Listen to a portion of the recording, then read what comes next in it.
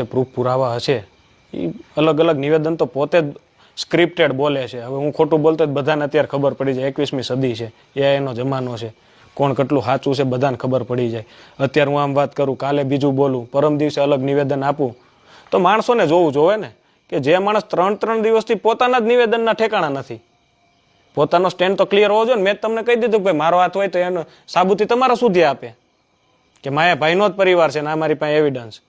પોતે જ એમ બોલે છે કે મારે આવા તકલીફો ચાલે છે બીજા લોકો સાથે, એમાં એમ નથી કીધું જયરાજારે મારે વાંધો હાલે છે કે માયાભાઈ સાથે હાલે છે. પોતાના વિડીયોમાં એ બોલેલા છે કે અમારે નાના મોટી માથાકૂટો ત્યાં બધી ચાલતી હોય છે અને આમાં કોઈક મોટા માથા હોઈ શકે. એમાં એણે એમ નથી કીધું કે જયરાજને મારવા આવ્યા છે.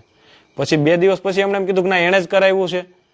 એટલે આ તો ચોખ્ખી વાત છે ને કે એમને કોકે શીખવાડેલું છે કે પોતે સ્ક્રિપ્ટેડ બોલીને કાંઈક ને કાંઈક અમને આમાં બદનામ કરવાનું કાવતરું અથવા તો સસ્તી પ્રસિદ્ધિ અમને મેળવવી હોય ને. બીજું જ શું, અત્યારે તો આ ટ્રેન્ડ છે આવો. એટલે તમે એવું માનો છો કે તમારે રાજકારણમાં જવાની વાત ચાલી રહી છે, એને લઈને આખો મામલો એવું હોય અથવા ભાઈને પોતાને કાંઈક આમાં આગળ નામ એમનું કરવું હોય કે 5 લોકો મને ઓળખતા થાય આવી રીતે હોય તો એક જ વાત હોય ને. મારું ખાલી તમને એમ કહેવું ને, કોઈ પણ ઘટના હોય તો એનું સ્ટેન્ડ ક્લિયર હોય કે ભાઈ આમની નામ છે. દિવસે દિવસે અલગ અલગ. હજી હું કઈ રીતે ફસા, આ તો ઠીક છે તપાસનું બધું આ જગ જાહેર થયું, નહીતર તો હજી આ કઈ તપાસ 2 દિવસ મોડી આલી તો ક્યાં વાત લઈ જાય. ઓકે, વાત નહીં એટલા માટે પૂરી કરીશું કે ફાઇનલી તપાસ જ્યારે ડીવાયએસપીએ કરી છે, આક્ષેપના જવાબ મેળવવા હતા, તમારો જવાબ મળી ગયો છે.